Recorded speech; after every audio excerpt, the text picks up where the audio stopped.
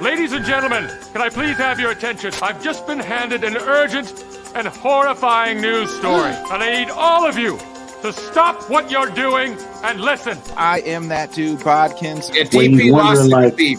Yeah. Right. When he's wondering, he's like, I Had it up, Patty. One style, like no weight classes. Yeah, basically, like I said, there's been a couple guys that are like, It's ridiculous. No way. There's nobody else out there.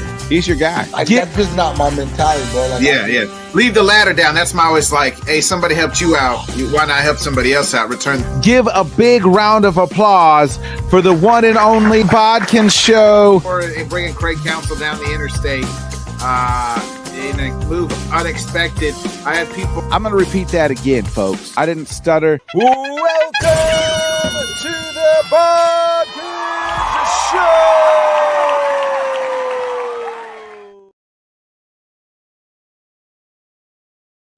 Good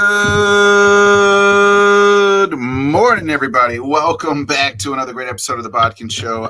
This is our weekly dump show. It hasn't been weekly here. We'll admit that it's been kind of sporadic, but we're going to try to get back to coming to you every Sunday morning. Last Sunday, I was actually in Kansas City. Went up there and hung out with the Buffoons and watched the UFC fight. So that was the reason we were off last weekend. Weekend before that was Easter. So, but we'll try to get back on track of bringing these weekly morning shows back to you. Lots to get into this morning. Lots to get into. Yesterday, real quick, yesterday was just one of them Saturdays where the day just went by so fast, and you wake up and today's Sunday. It's just I think my son had soccer all day, so maybe that's what it was. And then you just get home, you eat dinner, and the next thing you know, it's 8:30, 9 o'clock, and you're like, what the hell? Where the hell did the day go? It's just one of them. It's one of them days where it's just wow, what happened to today? What happened today? But that's life, baby. That's life. And here we are. We're almost halfway through the year. We are next month halfway through. So it's just wild that we're already May 4th. So May the 4th be with you. I am not a Star Wars guy. I know and we probably should have done top 5 Star Wars characters, but I would have been out on it. But this guy, my co-host, always is. He's a Star Wars kind of guy, Mr. Johnny Cruz. Johnny, what's up, my brother? What is going on, bro? Yeah, happy May the 4th be with you. Yes, I love me some Star Wars. There's actually some new Star Wars stuff coming out today. Some animated stuff coming out today, and the Andor series is going on right now. So yeah, there's a lot of stuff going on with Star Wars. So a good day, but yeah, I feel you with yesterday. Part of it felt like it was dragging, and then all of a sudden it was 11:30, almost midnight and shit. And it was holy shit, Saturday just flew by that quick and stuff like that. The weekend always tends to go by so fast, but yesterday was definitely one of those days where I didn't even know where the day went, bro. All of a sudden it was just gone, and time to go to bed and shit and wake up for Sunday morning. Yeah, I literally felt like I did 3 things yesterday, and then the day was over. You know what I mean? So yeah. Shout out to my son's soccer team. They finished second. Their only loss of the season to the loss was in the championship game, so they were kind of a little upset about that. But I think he even said he kind of acknowledged we probably went in thinking we was gonna just dog walk everybody, and we didn't show up to play. And when you don't show up to play and the other team shows up to play, it's gonna be a struggle. So that's what happened. And so good lesson for them, and good lesson for him to recognize that. Johnny, we got so much to get into. Speaking of recognizing, I don't know how the NBA world didn't recognize that the Lakers were a flawed team with Luka and LeBron. They had no depth, no inside help, and it's they're all shocked that it seems to me the NBA world is shocked. How could they lose in 5 games to the Timberwolves? Well, that Timberwolves team was a team that went to the Western Conference Finals last year. It was really good.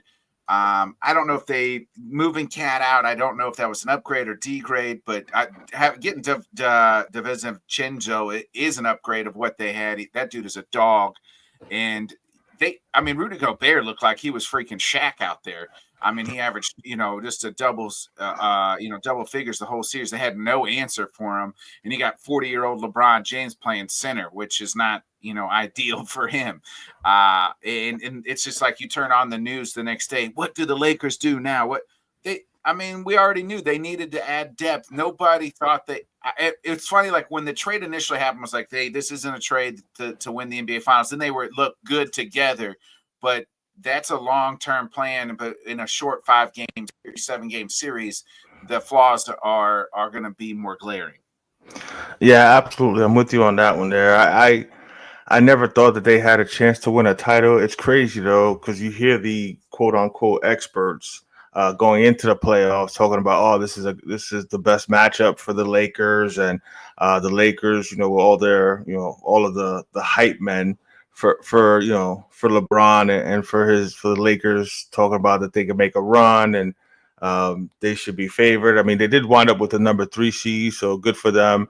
But it was like, remember the 3. I think it was like the 3 through 8 seed was like separated by a game. What I mean? So it's not like they were separated by 6-7 games where there's a telling difference between all these good teams. All those teams, put them in a like a little Yahtzee thing and roll them out. You could have said, hey, these teams are the teams to win.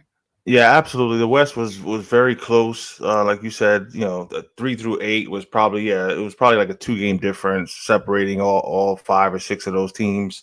But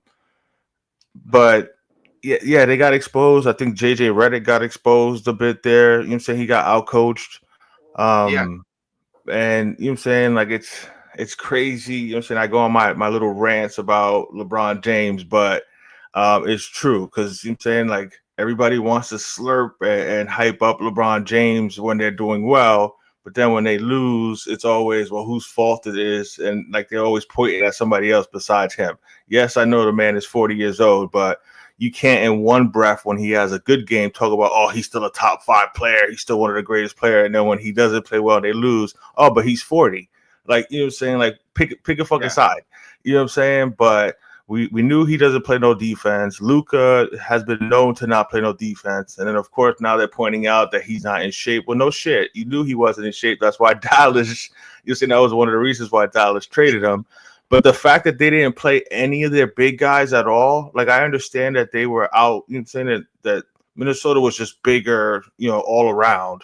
But you don't even, like, attempt to match their size. You just continue to go small and think that that's gonna work out for you, and they got destroyed on the boards. Minnesota with so many second chance points there, and when you get Rudy Gobert dropping 27 and 24 rebounds, like you got to try to change it up. But no, they were quickly eliminated, and of course now the next thing is, can the Lakers get Giannis, or who? Like it's always, who else could, what help can they get for LeBron James and shit like that? But the crazy thing is, with all the fingers being pointed at Luka, like if I'm Luka, do I even want to deal with that shit? Like he's still under contract, but because of the trade from Dallas, he can't get like that super max extension from the Lakers. Yeah. So any other team can basically match whatever the Lakers give him. So I don't know that I would want to deal with, with all of that, but that's just me, But it's going to be interesting to see what they do. The playoffs have been a lot of fun, though, but the higher seeds have shown their dominance over the lower seeds. That game 7 last night was fun. I thought the Clippers were going to put up more of a fight than that, but Denver just kind of erupted on them in that third quarter. We know James Harden doesn't show up in game 7. Bro, so, how you only going to have, what was it, like 7 points, bro? Like, yeah, he got exposed. The only one that looked like he came to play for the Clippers was Kawhi, And, he obviously couldn't do it alone, but, the Nuggets at home, all the role players played well. I think they have like 6 guys, with 15 or more points. So they did what they had to do to win that game. I don't think they have much of a shot, honestly, against OKC. Yes, it's Denver and Joker. I do. I just I don't know, man. That team is young. They're so deep too. Like their bench is one of the best benches in the NBA. Would I be surprised, I guess, if Denver won? No, because Joker is Joker. And I don't think, I'm saying, there's much, like there's nobody on OKC that can, Zubac actually plays well against the Joker. You know what I'm saying? For the Clippers. Like out of all people in the world, like this guy's right. Trouble. Yeah. But I don't see Chat or or anybody being able to stop the Joker. But the other guys got to come through. Like Jamal Murray has to play well. Michael Porter Jr. has to play well. It's gonna be interesting to see what that next series is. But we got another Game 7 tonight, which is another one that has been a good battle with this Houston and Golden State series. So the playoffs have been fun, man. I've been enjoying them. Yeah, I want to back up to what you're talking about, Luka. He's had the same weight thing for his whole life. You know what I mean? So like I feel like you kind of know what you're gonna get with him. He's still phenomenal. It's just like, oh well, he's now JJ Redick's saying like, we weren't in shape enough. We're not in shape to be right. Well, JJ, you're probably not the first coach, the last coach. According, I was listening to Wendy. He's the last person to talk about somebody being in shape, but Wendy said like Luka has been told his whole life like he's kind of out of shape. It's just kind of how he is, and maybe he'll get in shape. Maybe LeBron, maybe the respect for LeBron because that's his favorite player. Like kind of as a kid was LeBron, so maybe like LeBron will take him under his wing and get him in shape, or not. But he was in the same shape last year, and he led the same team to a NBA to the finals, right? You know what I mean? So it's just like. Well, again, you're telling me how great he is, but he's out of shape. But like, you guys knew what you were getting with and he don't get me wrong, he's an incredible player. You know what I mean? He's one of the top 5-10 best players in the NBA. Any way you slice it. So I don't want to take that. You mentioned it, JJ Redick, like not him being out coached. I think it was Game 4. Where he doesn't make a sub in the second half like that was just stupid, bro. If you're gonna do that, you have to win that game. You have to win that game. You're playing a 40-year-old LeBron James, and while LeBron is great, like you know what I mean, but at the same time, you can be great and still be 40 years old, and you eventually that 40-year-old body still like, bro. We know, like we're not in LeBron James shape, but you're over 40. I'm 2 years from 40. Like, hey man, like shit, I go to the gym some days after I'm done and my body hurts. Like much less, you know what I mean, playing nonstop where I'm not getting subbed out. Like you have to win that game. And I get it. They had like 3 days off after that. And maybe if they don't have those days off, he subs, but you got to win that game if you're going to do that. And they didn't win. Like the glaring hole was always there. And I mentioned it. So like there was one game between the Lakers and the Thunder, the Timberwolves. There was one game in between them. So the Lakers won 50, Minnesota won 49. You know what I mean? So why just because one's the 3 and they one's the 6 seed, we're all shocked. Throw the damn seeding out the record and just look at the rosters and look at the teams, and you can't tell me that you don't think Minnesota's the better team. So like that's just I liked Minnesota going into that series, and they handled business, and now they're going to wait to see if they get the Rockets or the Warriors tonight. But back to the Nuggets and Thunder. I think the Nuggets, first of all, they fire their coach and they still are winning games, which is unheard of, right? Like, fired their coach. We talked about it on here. It's like 14 games before like the season ends, and then they got to win those games to get locked up to where they were. In that series, we talk about playoff Jimmy, but shit, we might need to start talking about playoff Jamal Murray. It seems like he turns it on and has his best games in the playoffs, other than than the regular season. He balls out well, and I think this Thunder team is really good, and they have a lot of depth. But man, there's something about the Nuggets, like it's just hard to get me to pick against them as long as Jokic is stepping out on the floor. We're going to get the battle of the MVPs, and they're just as deep to me as the Thunder. You got Brown, you got Gordon, you got Porter, you got Murray, you got Russell Westbrook. Like that team is pretty deep as well. Now they're a little bit more veteran team than the Thunder, but this is if the Thunder, like they're going to keep winning and being this great regular season team, but this is when it matters the most. Can you get to the Western Conference Finals? Can you get to the NBA Finals? And that'll be, until they do so, like that'll always be the question, because like they're a great regular season team, but in the end of the day, like this is the games that matter the most. Yeah, I'm completely with you on that one. They actually have to show something in the playoffs. They've had great regular seasons the last couple of years, but this is what matters is the playoffs. Jamal Murray has, he does tend to play better in the playoffs. It's the consistency that they need from Jamal Murray. You know what I'm saying? In order for them to legitimately make a run. I'm never going to doubt Joker though, and again, this team has won a title just a couple years ago, so they've definitely got the mindset and the pedigree to win it.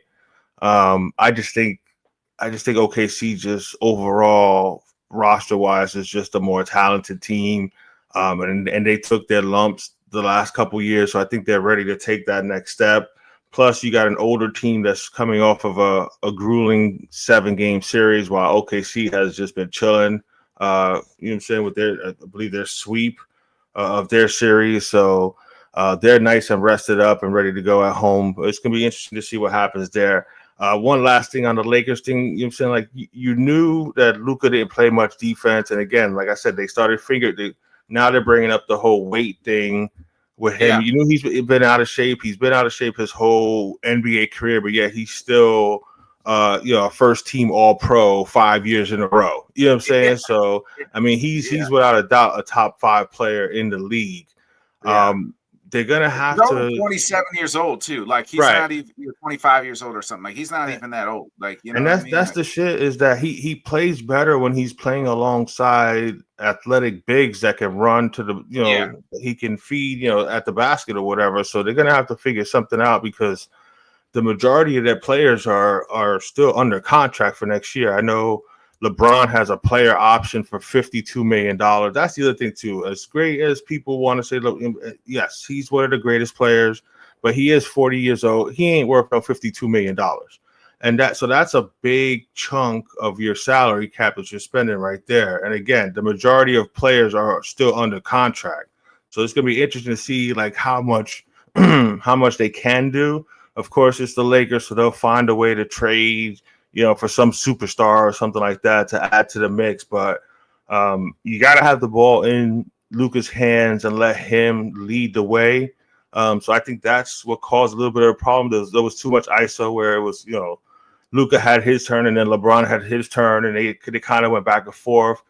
I think for it to work with both of them together, like they're going to have to actually run an offense where people are moving besides just standing around, watching Luka dribble, and then last second pass. You know what I'm saying? So it's going to be interesting to see what they do. But I would hope that the Lakers are smart enough to realize that they need to build around Luka because he is their future. You know what I'm saying? I understand LeBron is LeBron, but he's going to have to retire at some point soon. So they need to start figuring out how to build this thing around Luka if they're going to actually contend in the future. Either that or they're going to keep getting knocked out in the first round. You know what I'm saying? Because for as much as they're saying the 7 years that LeBron has been with the Lakers, they either didn't make the playoffs or got knocked out in the first round 5 times out of the 7 years that he's been there. You know what I'm saying? The one title they won was the Mickey Mouse title, you know what I'm saying, on the short in 2020, the bubble season. Yeah. And then they made it to the Western Conference Finals a couple years ago under Darvin Ham, and then they got swept by the Nuggets, and then the next year they fired Darvin Ham. So it's going to be interesting to see what happens with them, but there's a lot of finger pointing that can go around for the Lakers, but it was just a bad showing completely, man. I mean, to get gentlemen swept like that, you know what I'm saying, when you're the number 3 seed and you're the Lakers and LeBron, and again, you got Luka who just took his team to the finals last year.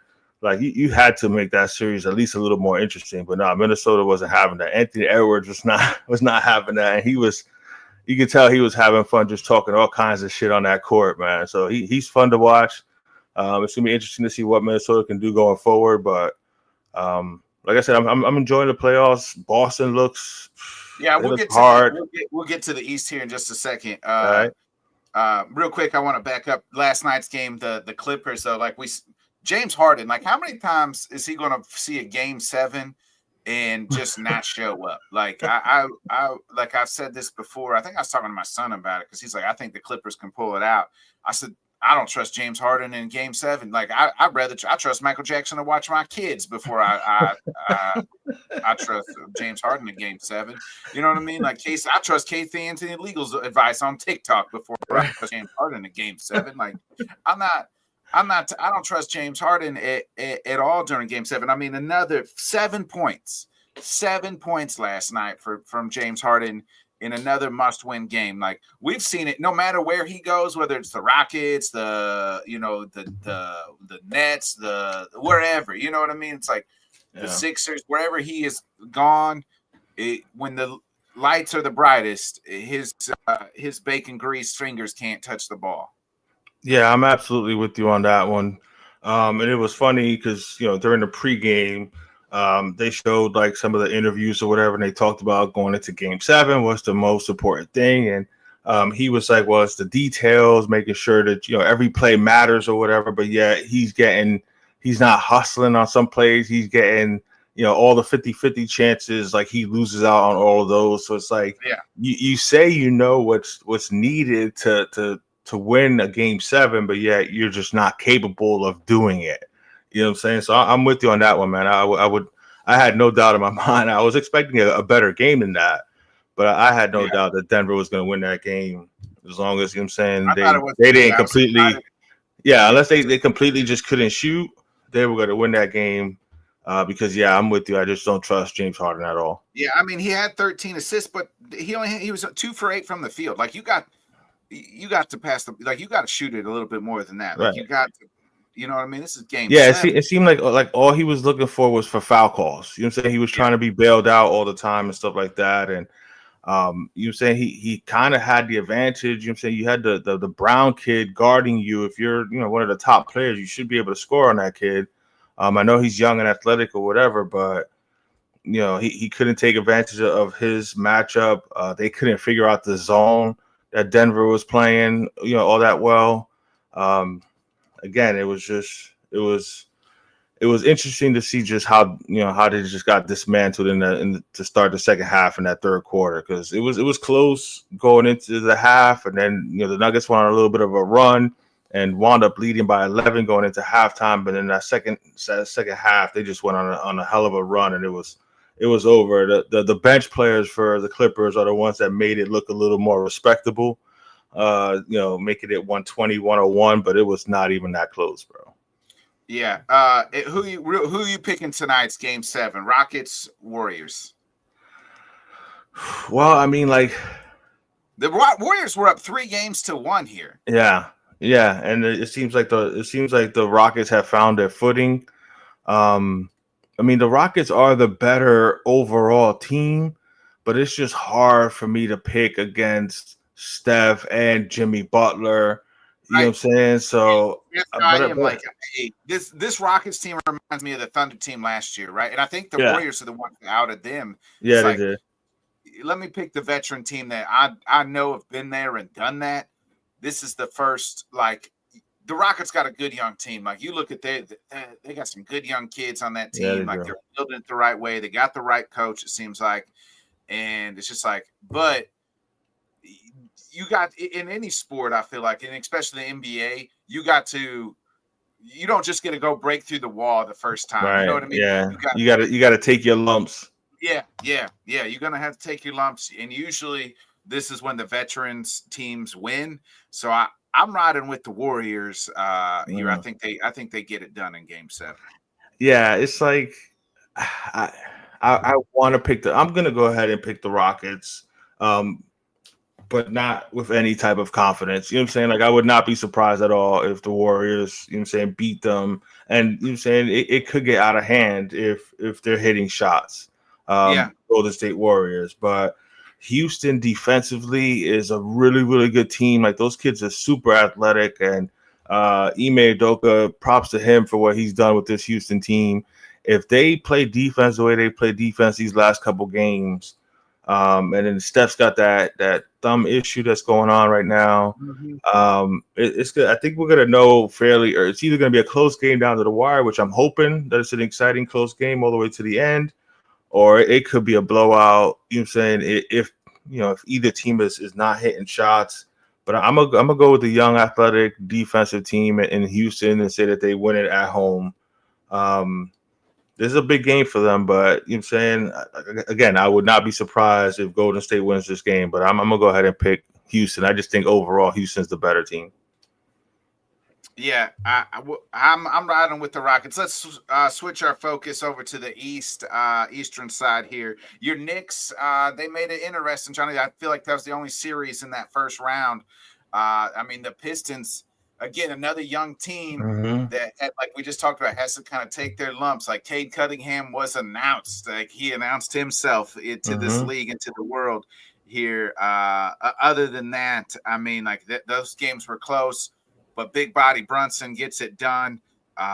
This kid, I like that. I love that kid. Like it just seems like you really watch him play. It's just like this kid is. How is he this damn good? You know what I mean? Like he's not super athletic, but he's just tough. You know what I mean? He's just tough, and they got a tough challenge. Obviously, going up against the reigning defending champions in the Boston Celtics. And then on the other side of the bracket, I like that matchup too. The Cavs, they handled their business, and then the Pacers, they win. And real quick, did we see Giannis play his last game in a Bucks uniform? Tyrese Halliburton scored that bucket on him to send the Bucks home the other night. I mean that's an interesting question, especially with the Dame injury, because that's probably going to cost all next year, right? Like that's what I'm saying. That's gonna cost them all of next season. And can he come back what he used to be? Like Dame's not. He's no spring chicken. You know what I mean? He's been around a long time. I mean that's a hard one, and that's one of the things I like about Giannis is his loyalty. He's wanted to stay with Milwaukee and and continue on in Milwaukee, but I think now would be the time to dip. If you're gonna dip, you know what I'm saying, you still got some prime years ahead of you. Your running mate just tore his Achilles. They made that trade where they got rid of your boy Chris Middleton, and then this kid came up small.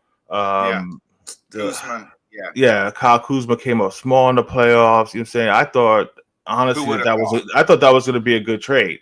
You know what I'm saying? I did. Well, I mean, because it's not like he has to. It's not like Kyle Kuzma had to be a star. He just had to be a good complementary piece. I thought he would be able to do that. He's athletic. He's long. He could play defense, but he completely just like was MIA in that series. So I wouldn't be surprised if Giannis were to leave this year. Like this again, this would be the season to do it.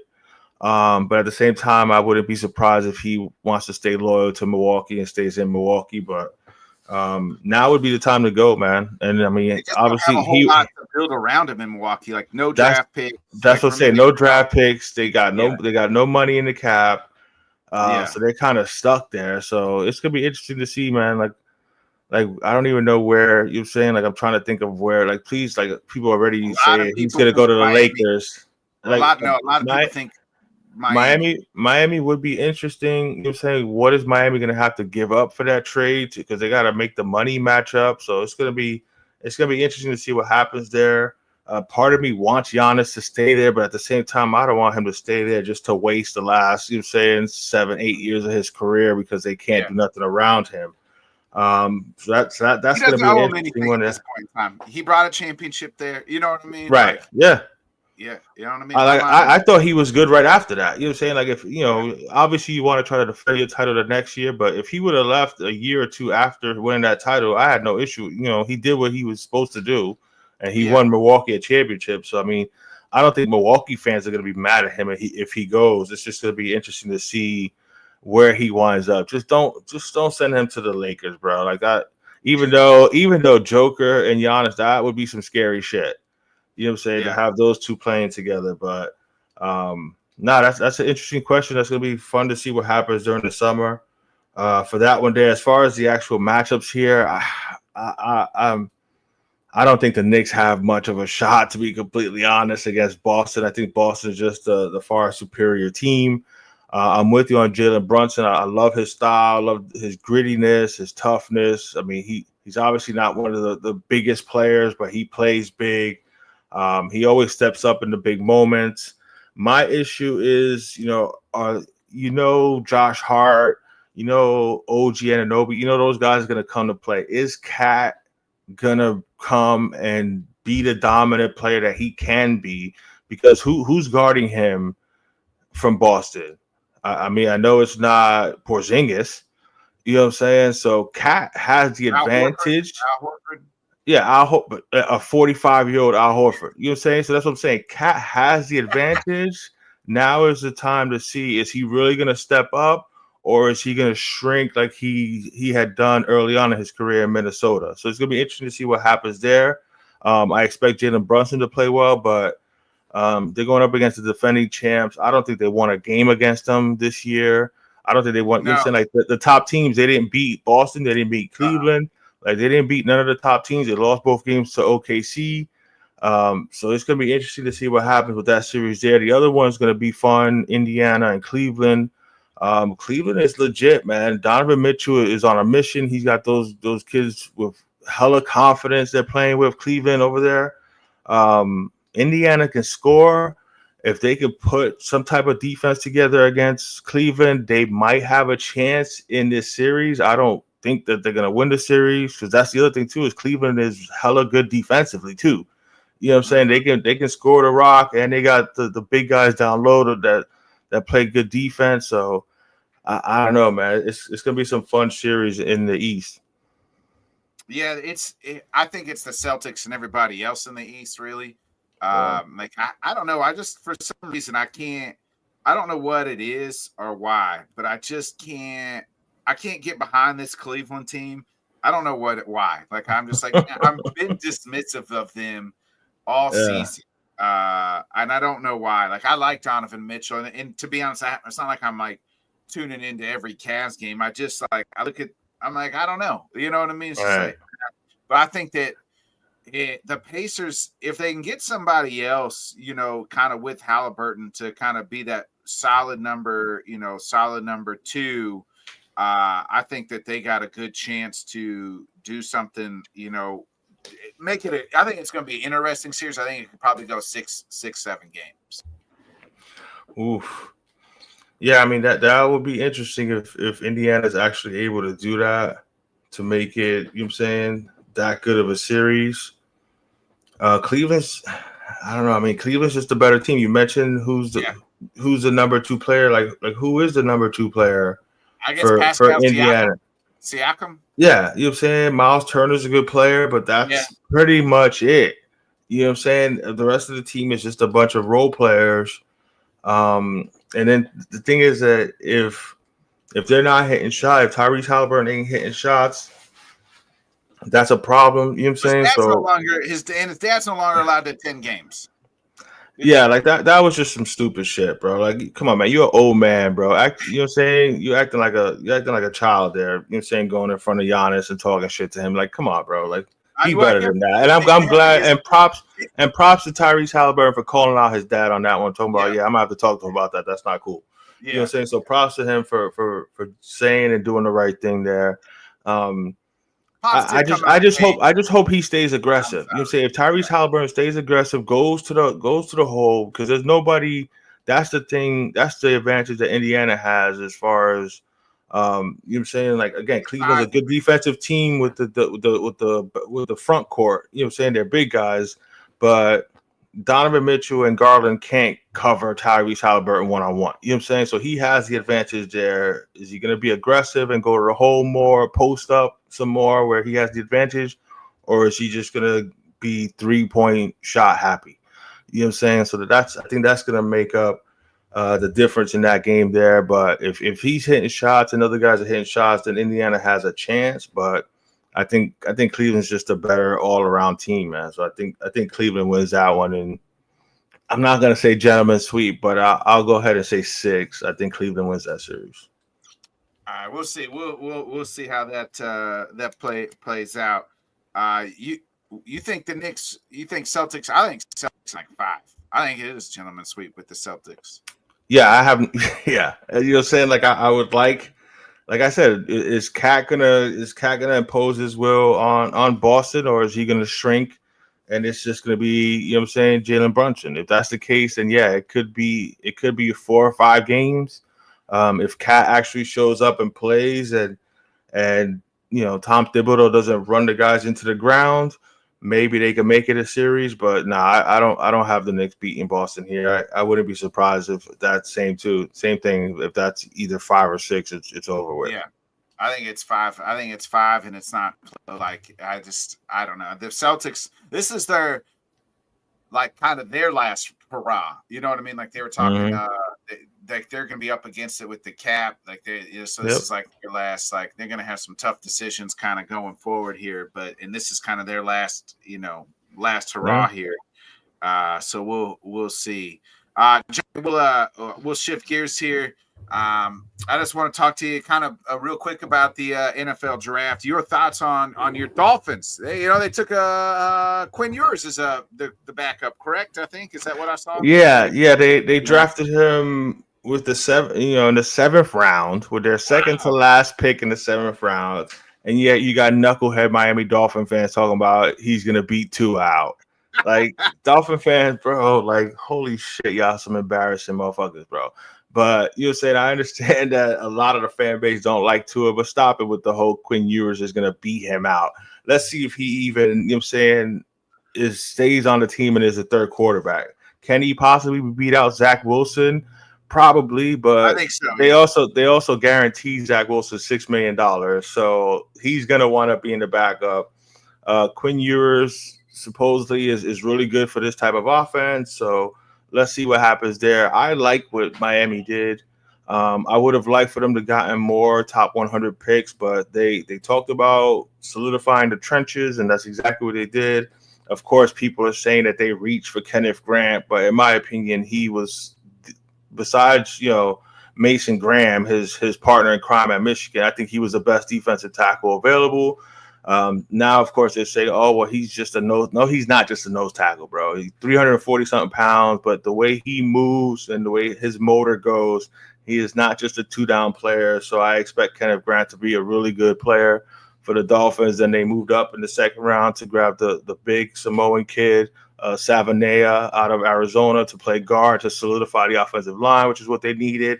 And then in the 5th round, Jordan Phillips, the defensive, he's more of a legit nose tackle, former wrestler and weightlifter, strong as hell as a kid. So they definitely did a good job with the trenches. I like what they did. And even their undrafted free agents, they got a bunch of kids that were expected to be drafted that weren't drafted. So they didn't have that many top picks. They had a 1st, a 2nd, and then they wound up trading their 4th, and they wound up with a bunch of 5s and 7s. But I also like the Ollie Gordon pick that they took in the 6th round, a running back from Oklahoma State, 6'2", 226. Something different. More running backs y'all need out there, though. Well, I mean, we need one big guy. You know what I'm saying? You got Devon Achane that weighs $1.80. You know what I'm saying? And then you got Jalen Wright. You know what I'm saying? But they don't. They got rid of Raheem Mostert. They got rid of Jeff Wilson. They did sign Alexander Madison, but I think Ollie Gordon can take his run. You know what I'm saying? Okay. But they needed a big back, so all those 3rd and 1s, we can stop running screens and sweeps and shit. We can actually hand it and go right up the middle and try to get a freaking yard. Hopefully Ollie Gordon can give us that. People forget, he didn't have the greatest 2024 season, but in 2023, he was a Heisman candidate. He had over 1,700 rushing yards, 21 touchdowns. He's a really good back. Oklahoma State just did not have a really good team in 2024, so he didn't play as well. So I like that pick in the 6th round. Overall, I like what the Dolphins did. Again, it's not going to mean shit if Tua can't stay healthy. So we'll see what happens, once camp opens up and stuff like that. But for the most part, I like what the Dolphins did, because we needed some big uglies, and they finally did that. Yeah, real quick, we got to talk. I think the story after night one was the Shador Sanders. So like, you know what I mean? Like, I don't think the kid did himself any favors.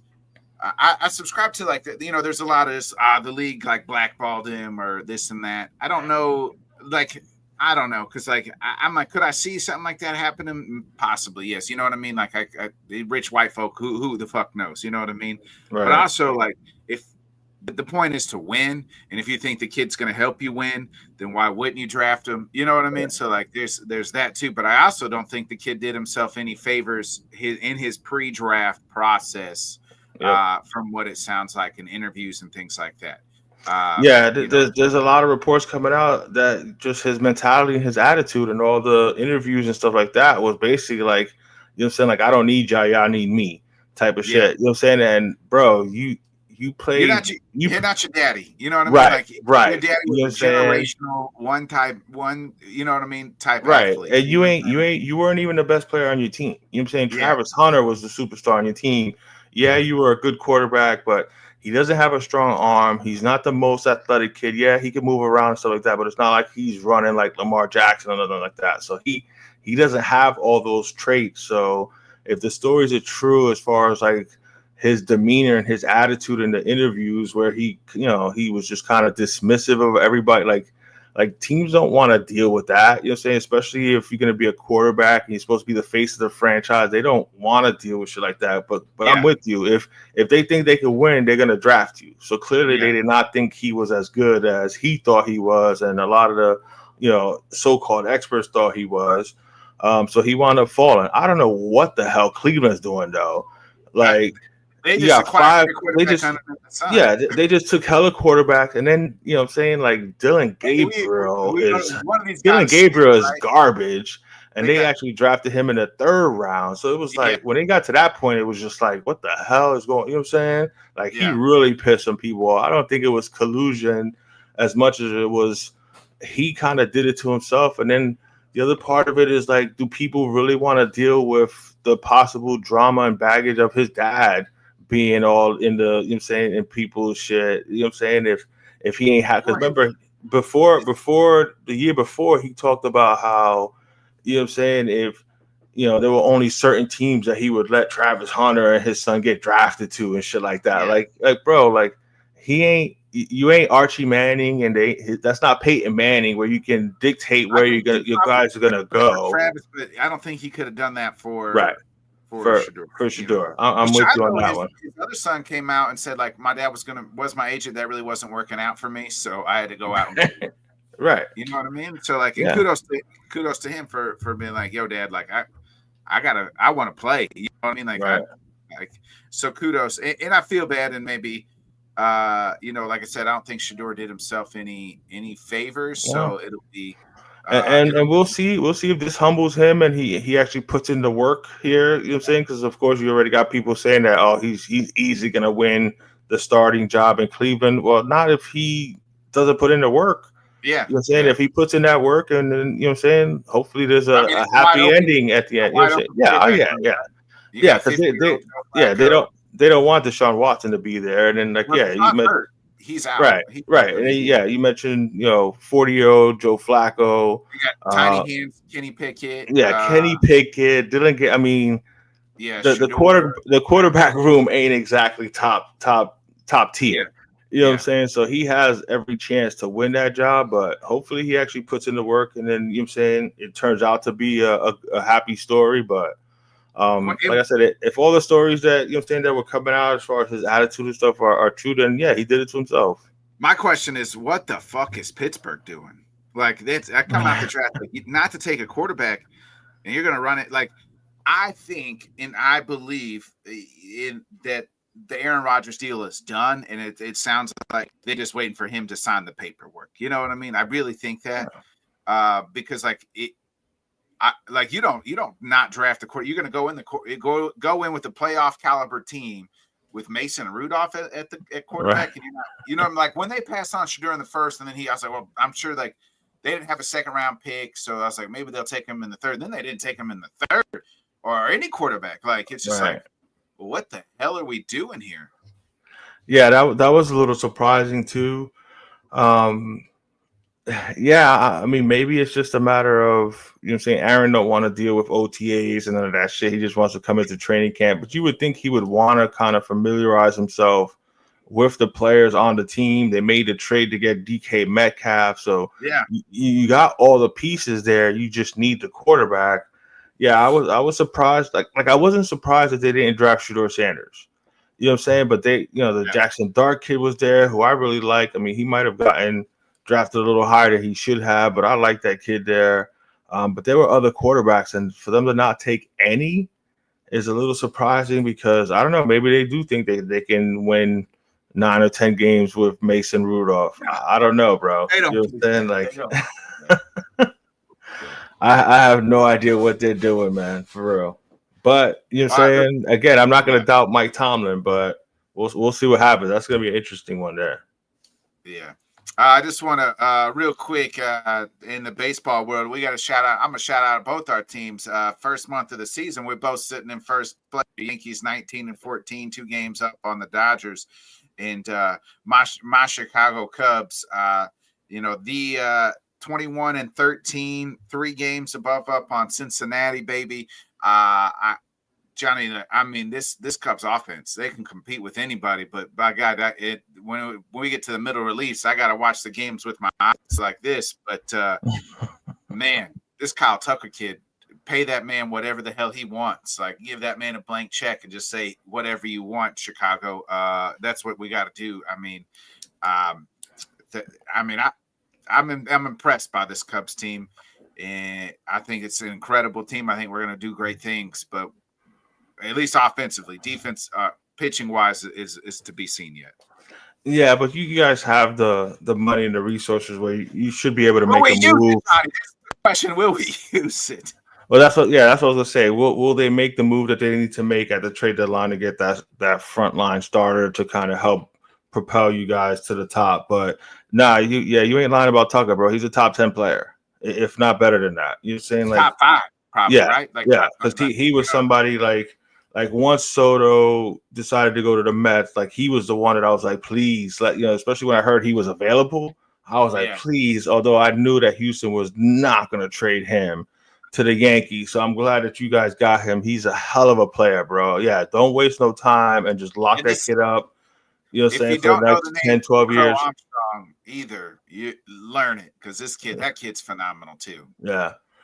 Yeah, no. So it's been an interesting first month of the season. You know what I'm saying? Yeah, the Yankees are in first place, and pitching wise, we got the Garrett Cole injury. Even though Fried has been a godsend and he's been dominant, Aaron Judge is ridiculous the way he's playing right now. I mean, we'd have an even better record if Devin Williams would have been able to shut some games down at the end like he's supposed to, but hopefully he'll find himself now that he's been kind of demoted to the 8th inning or 7th inning, because he's still been pitching in some high leverage situations. He just hasn't been closing the last few games, which is probably what they needed to do. He just, you know what I'm saying, he kept cracking under that pressure. But the Yankees are another team that may need to make a move at the deadline, but I like the way they're playing so far.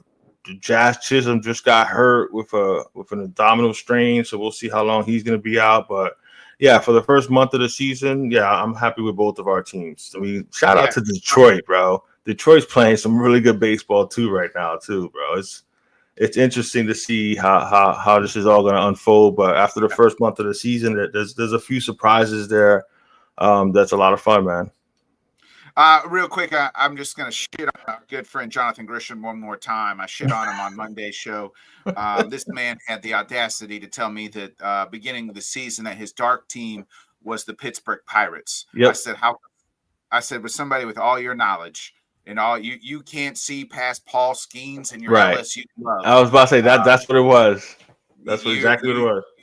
Just buying in that this one guy can change a whole organization for 50 years. Absolutely fucking not. And what do you know, Johnny? Here we are 1 month in, they're 10 games back. And I have always subscribed to the notion that once you're 10 games back, the season's over. I probably will subscribe to that for life. But and I've been wrong. Like teams have come back, but 9 out of 10 times you're 10 games back. But at 12-22, 10 games below 500, and 10 almost 10 games back of first place. If you would have said the Reds, like having Terry Francona there in that, I would have probably been like, okay. But you said the Pittsburgh Pirates. What on God's green earth makes you think the Pittsburgh Pirates? Because just as they have your guy Paul Skeens, that they're going to actually win something. They haven't won anything. Ever. No. And you know what I mean? Not ever, but in the last 20 plus years, they haven't won anything. So they've had like 1 or 2 good seasons in the last like 25 years. Yes. So no, I'm with you on that, and I think it is the LSU, goggles that he has on that kind of skewed him on that. Because I'm with you, if anything. Like I went with the Reds, because of Terry Francona and his, he's just that good of a manager. And look, he's got them in second place. At 18 and they got a good team. Ella De La Cruz, like that team can play. Like right, but Pittsburgh, like that was like not only are they 10 games behind, but they're 10 games under 500. Like, that was one of those. He picking it with his heart, not with his brain. That was a bad pick right there. Let's get into the back end of the show. Before we actually do our reviews and our top 5, John, we got around the web this week has been talked about 100 men versus one big ass silverback gorilla. Who are you taking? And are you taking the men? Or are you taking the gorilla? And obviously, if you're taking the 100 men, like we got to get like top of the line athletes, right? We're not talking about the Johnny Cruzes and Nick Bodkins of the world. Like, I'm talking. I need Brock Lesnar, right? Big Show. I need, you know what I mean? Like I need the top level 100 elite athletes, combat athletes, you know what I mean? Yeah, the only reason that I would kind of lean towards the 100 men is because you would figure that the gorilla's going to get tired after a while. You know what I'm saying? But at the same time, right? Use our brains. However, when they see what the gorilla does to those first 10 or 15 men, like the other 85 may be like, I don't want none of that shit. We're not coming unscathed, right? Like right. You know what I'm saying? Like the first 10 or so gonna take some damage. That's what I'm saying, though. So the degree of damage that those 10 or 15 first guys take may may turn 50 of the 100 into saying, I ain't fucking with that shit. You know what I'm saying? So I would lean towards 100 men, but I ain't. I'll be number 100. I don't want to be. I'll be all the way in the back. Let me know when the first 99. Hey, the gorilla song gonna come out. Gorilla song just gonna be like many men, right? Many men wish death upon me. Like that's the gorillas. That's got to be the walkout song. He's going up against 100 men, right? Like that's that's the song he's coming out to. It's gonna I don't think people realize how freaking strong a silverback gorilla dude like that. Like I said, I feel for those first 15 or 20 men that go up, you know what I'm saying? But like I said, I'll be watching from the stands, but I ain't trying to be involved in that shit. Hold on, somebody put a list together and for these 100 men real quick. It was pretty funny, the 100 men that we needed. Here we go. Real quick, this was funny. I don't know who put the list together. My friend shared it, so I copied it. So it says, here's the 100 men. The Big Show, the white folks that stormed the Capitol, Mark Henry, Precious, Miss Netta and Charles, Faison Love, Brock Lesnar, Francis Ngannou, John Jones, Terrence Bud Crawford, Ray Lewis, Petey Pablo, Shaq, Steven Jackson's tough ass, Batty's whole cast. I don't know who that is or what that is, but Krishan Rock, Ray J, Fleece Johnson, Booty Warrior, Aaron the Plumber, Solage Nose, Mike Tyson, Chris Brown off a powder bag, Clarissa Shields, the buff dude that be shaking his ass, taking big bites out of food. I think they meant the fucking meat guy. Yeah. Terry Crews, the great Khali, everybody that got to fight Wilding Out Wednesday at Rosetta Fort. The N-word that be fighting on that dock, the white folk that beat up all them white folk on the dock in Alabama. Remember that crazy ass shit? Like, hey, that was, you know what I mean? Like, Shy Turner, Terrell Jones, Uncle Jerome from Snowfall, Mystical, Marvin Sapp, Rampage Jackson, Draymond Green, Baby D from Next Friday. And then it says females who get drunk at the club and start slamming their pussy on the floor like a bag of ice. So I like that. I like that eclectic group there. I feel like that was quite a group there. That's a good one. Yeah. We might be able to take down that silverback gorilla. Count me out, though. Count me out. Yeah, no, I'm good. I don't care what the prize is. No. All right, let's get into your. I've been wanting to see this movie, and I've heard great reviews. But the summer movie for Sinners. Yeah, dude, this without a doubt is the best movie I've seen all year. This is probably one of the best movies I've seen in the last like 5 or 6 years, if not longer. Just the cinematography, the music, just the whole feel vibe. Like you get so lost in it. And shout out to Ryan Coogler, who's the director, and Michael B. Jordan did a phenomenal job playing 2 roles because he's playing twin brothers in it. And he's got the subtle differences, so you can tell that they got different personalities. He did a wonderful job with that. Like, you get so lost in that world and the world building and the character building that he's doing in the beginning that you completely forget that there's fucking vampires in it. You know what I'm saying? And then all of a sudden, holy shit, that's right, there's vampires in this shit. But they do such a good job of like just like sucking you into that world. It was phenomenally done. It was a lot of fun. I'm not gonna completely spoil it because I know you want to watch it. You have to watch this in the theater, bro. You want the whole cinematic experience. It's a phenomenal movie, well written, well acted. It's got some good jump scares in it. And again, like I said, you completely forget that it's a vampire movie. You know what I'm saying? Because there's so much going on and introducing the 2 brothers in the beginning. It's one of the best movies I've seen. Like I said, in the last 5 or so years, I absolutely love this movie. It was great, to the point where I'm thinking about going and watching it again because wifey wants to watch it. So I'm probably going to go watch it again with her. It's that good, bro. It's really good. Yeah, I think I'm going to have to go watch it. Yeah, I've heard great things. It's definitely 5 out of 5. And for the people out there that are trying to hate on it and trying to say, oh, it's basically Dusk Till Dawn. No, it ain't. Stop that shit. Like, Dusk Till Dawn, you knew what the hell Dusk Till Dawn was. You know what I'm saying? It ain't nowhere near that. It's so much better. And I love Dusk Till Dawn. Like that's a lot of fun, that movie. This is just deeper and so much better than Dusk Till Dawn. But yeah, Sinners is a definite must. Definitely 5 out of 5 for me. Yeah. So the music, man, it has been the Wu-Tang is back, Johnny. Nice. I feel like the last 6 months we have gotten some legends have returned type shit. Cuba's put out a new album. Snoop Dogg's put out a new album. Method Man's put out a new album. Or Redman's put out a new album. And they've all. Will Smith has put out an album. Will Smith's getting that album's kind of getting. I thought it was pretty good, but I was reading online, everybody's shitting on it, but I thought it was pretty good. But the Wu-Tang album, it is phenomenal. It is exactly what you expect from the Wu-Tang. Obviously, nothing will ever be, the 36 Chambers debut out like that. That's a golden classic album of all time.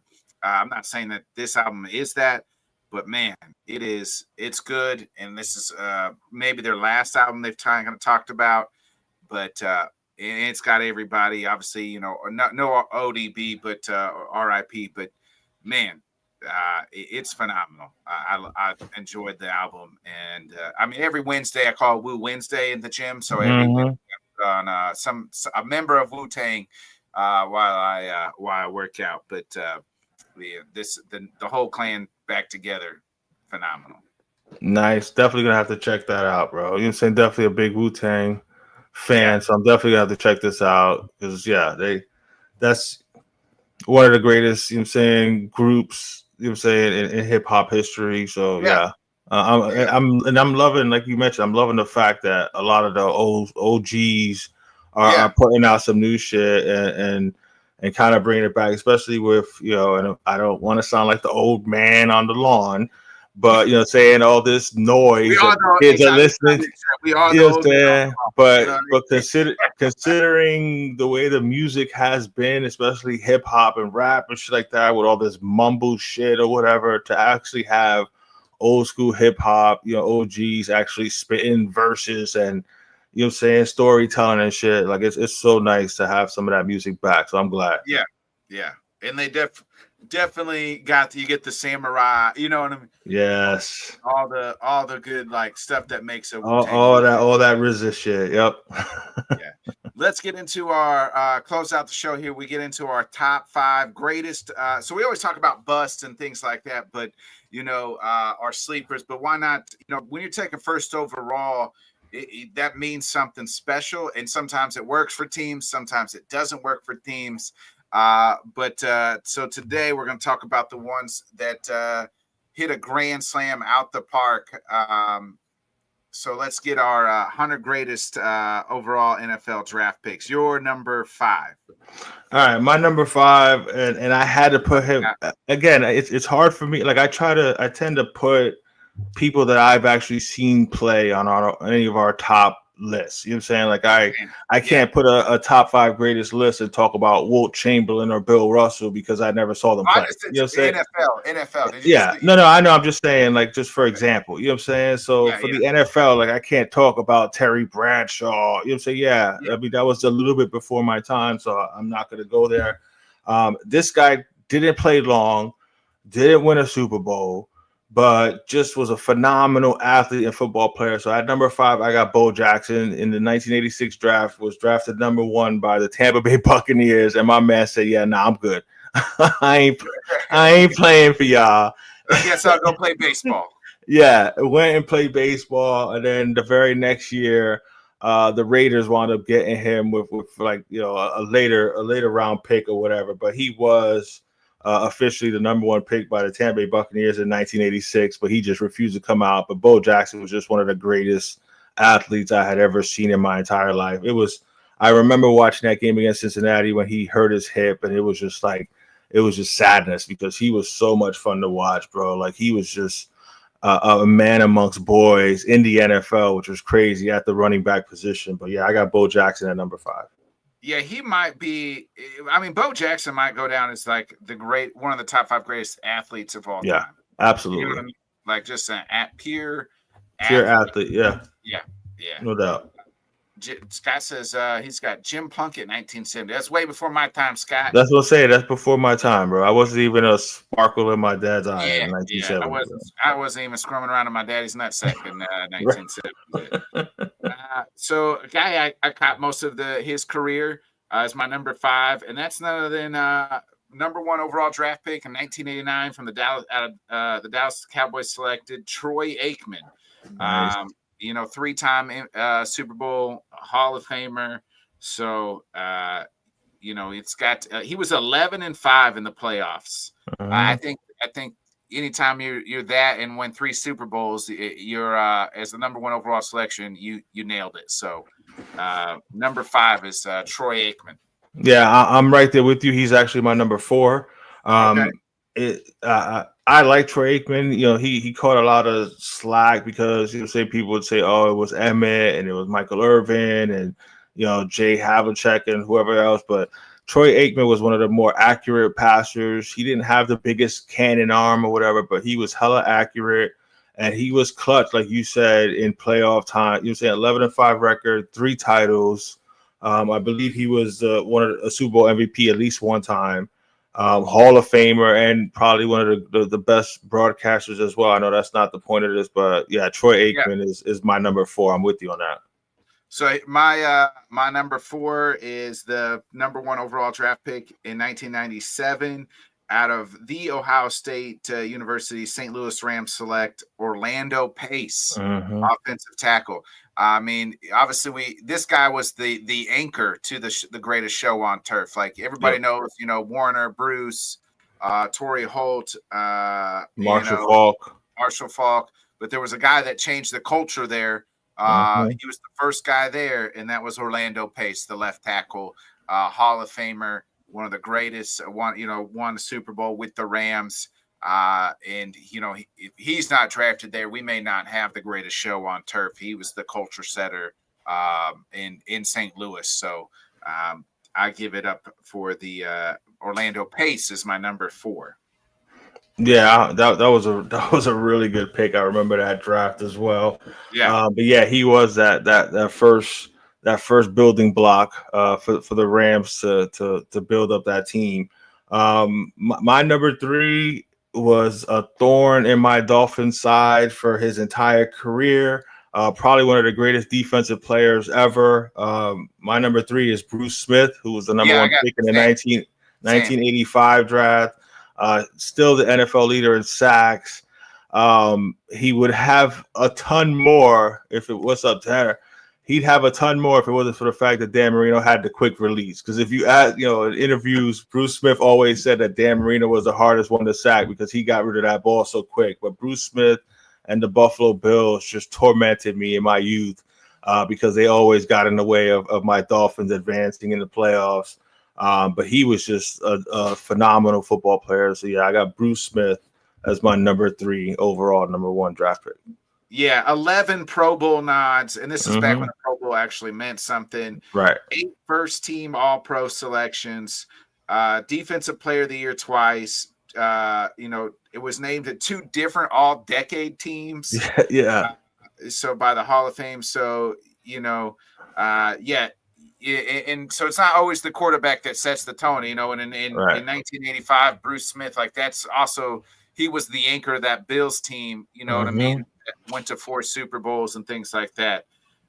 So yeah, I'm right there. I have Bruce Smith as my number 3. Nice. And I feel like we probably got the same 2 and 1 and maybe in different order or maybe the same order, but who's your number 2? My number 2 is, talking about Archie Manning earlier, but his son Peyton, I got at number 2. I can remember he was in 1998. He was the number 1 pick. I can remember so much of the pre-draft shit when it was going back and forth between him or Ryan Leaf. And I remember in 1998, I was 21, almost 22. And I remember thinking, like, why are y'all even discussing this shit? You know what I'm saying? Like, Peyton Manning has like the kid, even though, yeah, he had issues at Tennessee where they never won a championship, but it didn't matter. You can tell that he was just built for it. You know what I'm saying? Like he was going to put that work in and he was going to do everything possible he can to win some titles in the NFL. And if it wasn't for the New England Patriots and a man named Tom Brady, Peyton Manning probably would have had more than 2 Super Bowls. So I got Peyton Manning as my number 2 overall greatest number 1 picks. He was great, bro. Like I said, I don't even know why it was a discussion. Yeah. My number 2 is probably your number 1. Number 2 is John Elway. Yeah. He was drafted in 1983, drafted by the Baltimore Colts. We obviously know never played for the Colts, makes his way to Denver, wins at least 2 Super Bowls there, went to 4 or 5 of them. Before that, the 2 Super Bowl wins. He went to 5 total. Sorry, go ahead. Yeah. Won league MVP in only his 5th year. At that time was one of the youngest quarterbacks to ever accomplish that. John Elway is my number 2. So, and my number, that's your number 1, I'm guessing. Yeah, that's definitely my number 1. So I'll just, I'll just, piggyback on what you were saying. That he won his 2 titles late in his career when they finally realized, hey, let's actually get him some more weapons and a running back and a good defense around him, because he took them to 3 Super Bowls in the 80s. just on his own, bro. Like he had a couple of good wide receivers and the offensive line was all right, but the defense was never good. Yeah, he got shellacked in those 3 Super Bowls because the other team was just that much better. But the fact that he carried the Broncos to those 3 Super Bowls on his own was remarkable. He was athletic. He could run. He had a cannon for an arm. He was so much fun to watch. I was so happy for him, even though I was sad for my boy Dan Marino not getting those Super Bowls. But I was happy that John Elway won those at the end of his career. And then to be able to retire after back-to-back championships, props to John Elway. And, yeah, he was drafted in the 2nd round by my New York Yankees. And he was this close to being a Yankee if Baltimore wouldn't have, caved and traded him to the Denver Broncos. But, nah, he's definitely my number 1 greatest overall pick, John Elway. Yeah, and maybe they're kind of linked together, right? Because in 1998, my number 1 guy, the Colts took, and that was Peyton Manning. Mm-hmm. So at that time, in 5 MVPs, the 2 Super Bowl, or his career, 1 with the Colts, 2 with the 2 if you count the Broncos, and then been to 4 total as well. So. Peyton Manning is my number 1 greatest of all time. And like you said, probably could have won more if there wasn't a guy named Tom Brady out there with, Bill Belichick. So, and I was about to say, thank you for mentioning Bill Belichick too. Cause yes, it was Tom Brady, but it was also Bill Belichick with that defense that he always came up with the right game plans to beat Peyton Manning. But and how fitting it is that, Peyton ends his career with the Broncos, which was John Elway's former team. So some nice poetry there. But yeah, now I'm with you. Like they're linked together in 98, right? Yeah. Like what if Elway had stayed with the Colts in 98, he's still the quarterback there. You know what I mean? So like, you know what I mean? Then like the Colts aren't selecting number 1 and they're not selecting Peyton. You know what I mean? So it's even linked like that way. Not even towards the correlation, like you were saying, like, Peyton went to Denver because of John, and John brought Elway in, Peyton in there as well, and made him part of the family in Denver. So it's like they're kind of connected, even beginning of their careers towards the end of the career. So it's like a ripple effect almost. So yeah, absolutely, man. No, that was a fun list, and it was fun to like see some of the names, like honorable mention to Matthew Stafford can get honorable mention as a great number 1 overall pick. Finally got his championship. And even though this kid didn't win a title, but Michael Vick, like I know the whole dogfighting shit, but when he was coming out of college, he was absolutely phenomenal, bro. Like I remember that championship bowl game where he completely like torched Florida State, and Florida State had a bunch of like NFL players on their team, and Michael Vick was making them look stupid. So Michael Vick was definitely high up there. But you probably Earl Campbell, the Oilers. Yeah, Earl Campbell was a little bit before me too. Yeah, but Earl Campbell, there's been a lot of Eli Manning gets honorable, like what I mean, like he's got 2 Super Bowl wins, like definitely. Man, like you said, Cam Newton, I mean, he took his team to the Super Bowl. Took his team to the Super Bowl, and he had that great run that year in Auburn, taking them to a national title. Yeah. Andrew Luck is bro, like that one haunts me, bro, because the Dolphins sucked that year. You know what I'm saying? But you just couldn't suck enough to, to get the number 1 pick, and of course it's the year that Peyton Manning has to have like neck surgery and shit. So the Colts, the Colts luck out and get fucking Andrew Luck. Because that was a bad boy coming around. If the Colts could have actually protected his ass, he might not have retired after 6 or 7 years. Yeah, he just couldn't stay. Yeah, got banged up. He was getting his ass beat all the time. Yeah. So there's a couple of them, and a couple of just like meaty, like guys that were like good, but they weren't maybe met their number 1 expect. Drew Bledsoe had a couple good years. Carson Palmer, Alex Smith. Carson Palmer. Yeah.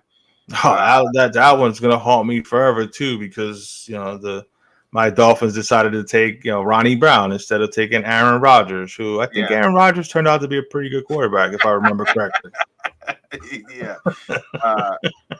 Irvin Fryer had a good career. Yes. I don't know if he was like as a number 1 Yeah, I knew that only because he was a Dolphin later on in his career. You know what I'm saying? He played a few years with Dan Marino, and that was a lot of fun. He was really good.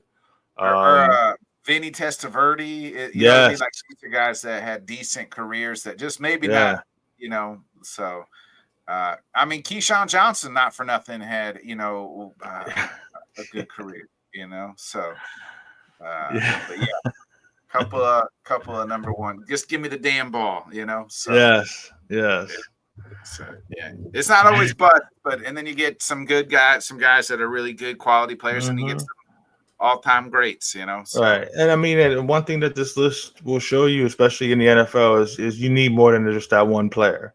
Yeah, you know what I'm saying? It's not like basketball where if you have one superstar, you have a chance. In the NFL, you need a team. You need to build. We probably named the 5 guys that have won Super Bowls. That you know what I mean. Like, there's probably only been a handful of, especially the quarterback position, that have won Super Bowls. You know what I mean? Like, true that. So, with even you know, you look at Stafford, he didn't win a Super Bowl with the team that drafted him. You know what I'm saying? So all these certain things. So true that. But all right, folks. Well, that's the show.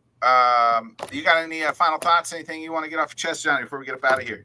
No, just looking forward to hopefully a nice good week. Gonna go watch the Thunderbolts tonight, so I'll be reviewing that on next week's Dump Show. Everybody's been talking about how good it is, so hopefully it's not disappointing. But again, I can't recommend Sinners enough. Like, if you get a chance to go see that shit, Nick, it's good, man. You're gonna enjoy it. I'm gonna have to go check it out. That's like the one movie and the Malik Rami movie. There's like the 2 movies. Yeah, The Amateur. That was really good too. Malik. Yeah, Rami Malek. He's really good. Maybe it's really good. But yeah, Sinners is gonna surprise you, bro, with how good it is, bro. I'm gonna have to go on maybe Friday. I'll check it out. So nice. All right. Yeah, we'll be back this time next Sunday. I promise we'll be back next Sunday. I promise. Yep. All right. 8 o'clock Central, 8 a.m. Central, and then 9 Eastern next Sunday. We'll run it down again. I'll be back tonight, actually, 7 o'clock Central, with my guest, my guy, Rob Nakamura from Twitter. He hosts almost anytime there's an MMA or something, he's hosting a Spaces, has his own MMA podcast. So can't wait to sit down and talk with Rob about all things MMA, life, and everything else. Met the man in Vegas, super nice guy, generous. So can't wait to sit down and talk to him. So that'll be today at PM Central. So please tune in. Be a friend, tell a friend, folks. For this has been another great episode of the Bodkins Show. For my guy Johnny Cruz, I'm Bodkins. We'll see you next week, folks. Peace. Thanks so much for joining us, and until next time, let's talk sport, friends. Thanks for watching.